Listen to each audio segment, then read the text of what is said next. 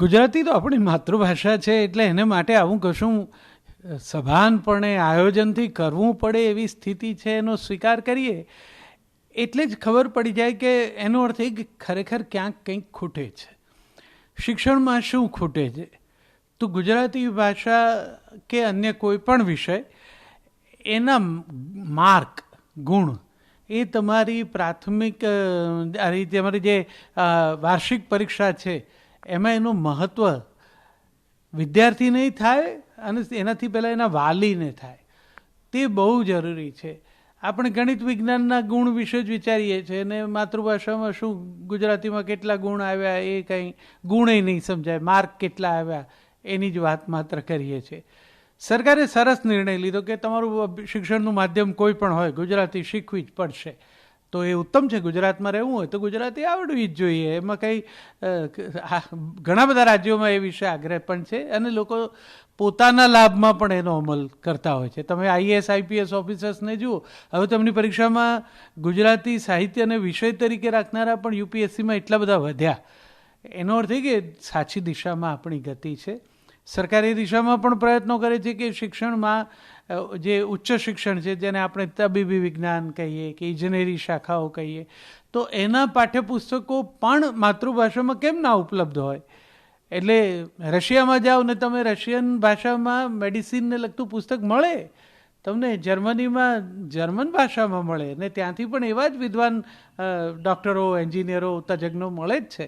એટલે એક એવી ખોટી વાત લોકોના ગળે ઉતારી દીધી આપણે કે આગળ ઉપરનું ભણવાનું છે ને એમાં ગુજરાતી આવડતું હશે તો કંઈ નહીં ચાલે. એવું કશું છે જ નહીં. અને અહીંથી વિદેશ જઈને ઉચ્ચ અભ્યાસ ને ત્યાં જ નોકરી કરે એવા આવડા મોટા દેશમાં કેટલા, આટલા ગુજરાત રાજ્યમાં કેટલા, મોટા ભાગના તો અહીં જ રહેવાના છે, અહીં જ કામ કરવાના છે. તો અહીંયા જ્યાં કામ કરવાનું છે ત્યાંની ભાષા તો એ પોતાની ગરજે શીખશે. એક ડૉક્ટરને બરોબર ખબર છે કે ભલે અંગ્રેજીમાં ભણ્યા હોય ને તો પણ પેશન્ટ સાથે ગુજરાતીમાં બોલશે, કારણ કે એ પેશન્ટ છે, ફી ચૂકવે છે, તો એણે પેલા લાખો રૂપિયા ખર્ચીને જે અભ્યાસક્રમ પૂરો કર્યો છે ને એ ધીરે ધીરે પાછા મળશે. એટલે શિક્ષણમાં ચોક્કસ સારું કામ થઈ જ રહ્યું છે, હજી વધારે થાય. બીજો મુદ્દો વ્યવહારમાં ગુજરાતી, એ બાબતે તો સૌની જવાબદારી છે, એ એકલા તંત્રની જવાબદારી નથી. હું ગુજરાતી બોલું, ગુજરાતી વાંચું, ગુજરાતી ગીતો ગાઉં, ગુજરાતી ગીત, સંગીત, નાટક, ફિલ્મ એના કાર્યક્રમોમાં જાઉં અને એમ અત્યારના સમયમાં આ પ્રસારણ માધ્યમો એના દ્વારા ગુજરાતી ભાષાને બહુ વેગ મળે એવું છે. તો એના માટે શેના માટે અણગમો કે છોછ રાખું? મને બીજી ભાષા આવડતી હોય તો હું અંગ્રેજી ફિલ્મ જોઉં, એમાં શું વાંધો છે? હિન્દી ફિલ્મ જોઈએ જ છે આપણે. તો એવો કોઈ વાંધો વિરોધ નથી. વાત આજના દિવસમાં પહેલી સ્પષ્ટ સમજી લઈએ કે ગુજરાતીનું ગૌરવ કરીએ છીએ ત્યારે કોઈ પણ અન્ય ભાષા માટે આપણા મનમાં જરાય નીચો અભિપ્રાય નથી, હોઈ શકે નહીં ને હોય તો ચાલે પણ નહીં. અને બીજું, આપણી પોતાની આ ગુજરાતી ભાષા એટલી પ્રવાહમાન છે, કોઈ પણ ભાષા કે જેમાં જેમ ઓક્સફર્ડવાળા દર વર્ષે એકાદ બે શબ્દો ઉમેરે છે ડિક્શનરીમાં, આપણી ભાષામાં પણ અહીંયા વસતા લોકોની બોલાતી પોતાની ભાષાના શબ્દો ઉમેરાયા જ છે. આપણી પાસે રેસ્ટોરન્ટ એમ આપણે બોલીએ કે લખીએ, પણ રેસ્ટોરાં એ ફ્રેન્ચ શબ્દ છે ને આપણે સ્વીકારી જ લીધો છે. આપણે સલૂન કહીએ કે બાઉલ કહીએ, પણ સલોં કે બોલ એમ મૂળ ઉચ્ચારે છે, પણ આપણે સ્વીકારી લીધો. તો ભાષા તો કાનથી શીખાતી બાબત છે અને એવા ઉમેરાયેલા શબ્દોનો વિરોધ ના હોય. રમણભાઈ એ વર્ષો પહેલાં ભદ્રમભદ્ર નવલકથામાં આપણી એ વૃત્તિની મજાક ઉડાડી જ દીધી કે રેલવે સ્ટેશનને અગ્નિરથ વિરામ સ્થાન એવું કહેવાની જરૂર નહીં, રેલવે સ્ટેશન કહેવાય. એટલે ગુજરાતીના માટેના પ્રેમના અતિરેકમાં હું એવું તો ન કરું કે જેથી આવા નવા નવા શબ્દો જે મારી ભાષામાં ઉમેરાયા છે એનો વિરોધ કરું. વ્યવહાર ભાષામાં ચોક્કસ એટલું કરીએ આપણે કે એમાં અગેન તંત્રની પણ મદદ લઈએ અને આપણે પણ બધા થોડુંક, આપણે એક આંખે ચડતી જે ભાષા છે લખાયેલી પાટિયા ઉપર, જાહેરાતમાં, એ ભાષા વિશે થોડા ચોક્કસ બનીએ, એની જોડણીઓ સાચી લખીએ. કારણ કે જે લોકો ભાષા વાંચે છે ને એમના મનમાં એ ચિત્ર રૂપે એ શબ્દો, એની જોડણી, એ અક્ષર છપાઈ જાય છે. હવે એ જો ખોટા લખાયેલા હશે તો ખોટા છપાશે. તો એ બાબતે ધ્યાન રાખીએ. અંગ્રેજીનો મેં કીધું એમ કોઈ વિરોધ છે જ નહીં. યુનિવર્સિટી યુનિવર્સિટી જ છે, એને કંઈ પછી કારણ વગર વિદ્યાપીઠ કરવાની જરૂર નહીં. પણ દાખલા તરીકે આપણું અમદાવાદમાં સરસ રોઝ ગાર્ડન છે, રોઝ ગાર્ડન, એને માટેનો સરસ ગુજરાતી શબ્દ ગુલાબ વાટિકા છે જ. તમે રોઝ ગાર્ડન લખો એનો વાંધો નથી, પણ ગુલાબ વાટિકા લખવામાં શું વાંધો?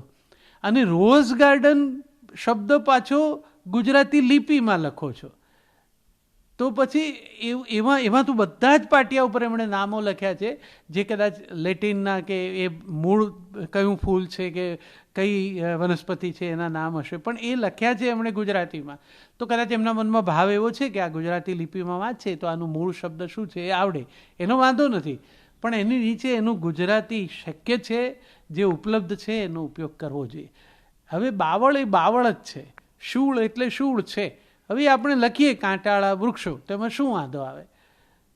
એટલે આવી કેટલીક કે આ બધા હવે આપણા બિલ્ડર મિત્રો જાત જાતની જાહેરાતોમાં જે રીતે લખે છે એ હાઉસિંગ કોલોનીઝ કે એપાર્ટમેન્ટ કે બંગલોઝ માટેના જે નામ છે એ હવે તો અંગ્રેજી સિવાયની ભાષાનો ઉપયોગ પણ કરે છે. ફ્રેન્ચ અને સ્પેનિશ શબ્દો પણ ઉપયોગમાં લેવાય છે. તો હવે એ જ્યારે ગુજરાતીમાં લખીએ ને ત્યારે થોડા ચોક્કસ થઈએ, કારણ કે કેટલીક વખત એવું બને અન્ય ભાષાના ઉચ્ચાર આપણી લિપિમાં લખતી વખતે મુશ્કેલી પડે.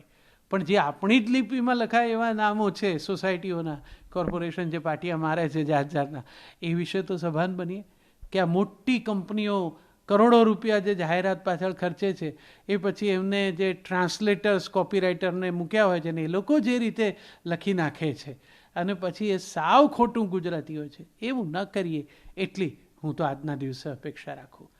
હું એવું ચોક્કસ માનું કે હું ગુજરાતી છું, મારી ગુજરાતી ભાષાનું મને ગૌરવ છે. આપ સૌને વિશ્વ માતૃભાષા દિવસની ખૂબ ખૂબ શુભેચ્છાઓ. મિત્રો, મેં ઘણા બધા પરિવારની અંદર માતા પિતાને એવી વાત કહેતા સાંભળ્યા છે કે અમારી નવી પેઢીને ગુજરાતી બોલતા આવડતું જ નથી, અમારા બાળકો ગુજરાતી સમજી જ નથી શકતા. અને આવી વાત પાછા ગૌરવ સાથે કહેતા હોય. મારે દુઃખ સાથે કહેવું છે કે આ ગૌરવની નહીં, આ શરમની વાત છે. ગુજરાતી તરીકે મને ગુજરાતી આવડવી જ જોઈએ. વૈશ્વિક ભાષા તરીકે અંગ્રેજીનો સ્વીકાર કરીએ એ સહજ છે. માત્ર અંગ્રેજી જ શું કામ? વિશ્વના જુદા જુદા દેશની મહત્વની ભાષાઓ પણ શીખીએ, આત્મસાત કરીએ. પણ મારી ભાષાનું ગૌરવ ચૂકાઈ ના જાય એનું મારે ધ્યાન રાખવું જોઈએ.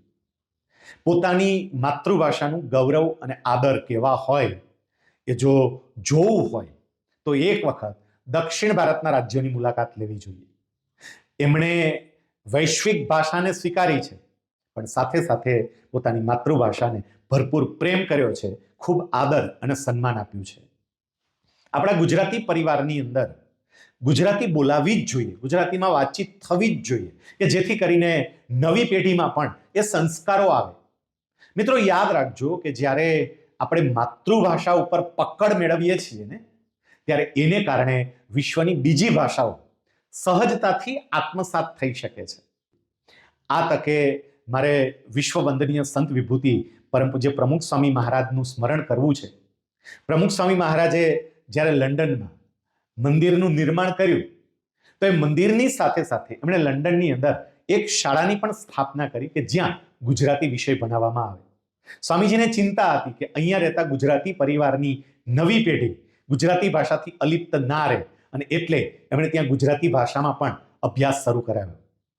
પ્રમુખ સ્વામી મહારાજ જ્યારે યુનોમાં વિશ્વ ધર્મ પરિષદને સંબોધવા માટે ગયા ત્યારે યુનોના ઇતિહાસમાં પહેલી વખત એમણે ગુજરાતીની અંદર સભાને સંબોધન કર્યું હતું, કારણ કે એમના હૈયે ગુજરાતી ભાષા પ્રત્યે અનહદ પ્રેમ હતો. મારી ગુજરાતી, મારું ગૌરવ. આપણી ભાષા આપણું હોવાપણું છે, આપણું અસ્તિત્વ છે, આપણો વારસો છે, આપણી વિરાસત છે. અને આપણી ભાષાના કવિઓ દ્વારા, આપણી ભાષાના લેખકો દ્વારા આ ભાષા રળિયાત રહી છે. આપણે ગૌરવ સાથે કહેવું જોઈએ કે આપણી ગુજરાતી એ ભારતના 2 વડાપ્રધાનની ભાષા છે. આપણી ગુજરાતી એ નર્મદ અને મેઘાણીની ભાષા છે. સ્કર્ટ મીડી પહેરેલી અંગ્રેજી માસી માટે ગુજરાતી સાડી પહેરેલી મારી ગુજરાતી માને પાટું ન મરાય. માના દૂધની મીઠાશ જેવી મીઠાશ વિશ્વની એક પણ ભાષામાં છે નહીં. તો આવો ગુજરાતીને સાચવીએ. થોડી ઘાયલ થઈ છે એને પંપાળીએ. મારી ભાષા, મારી ભાષા, મારું ગૌરવ. જય જય ગરવી ગુજરાત.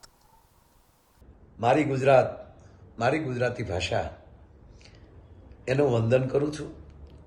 આપણે ગુજરાતી બોલવું એ આપણો ધર્મ છે. આજે ગુજરાત, કારણ કે ભારત માતાને માં કહેવાય છે. કોઈ પણ સ્ત્રીને માં ક્યારે કહેવાય કે જ્યારે એનો કોઈ બાળક હોય, એક બાળકનો જન્મ થાય ત્યારે એ સ્ત્રી માં બનતી હોય છે. ત્યારે ભારત માતા એ માટે કહેવાય કે એની કમરમાં ગુજરાત રૂપી બાળક બેઠું છે. આખા દેશનું ગૌરવ છે. હું મારી ભાષાને બહુ પ્રેમ કરું છું. એટલે જ તો અમે લોક ડાયરાના માધ્યમથી એ ગુજરાતી ભાષાને અમે આરતી ઉતારીએ છીએ અને ઘરોઘર ગુજરાતી કેમ પહોંચે અને આપણી ગુજરાતીનું જતન કેમ થાય એ જ અમારી ગાથા છે. અમે દરેક કલાકારો ગુજરાતી ભાષાને બહુ પ્રેમ કરીએ છીએ.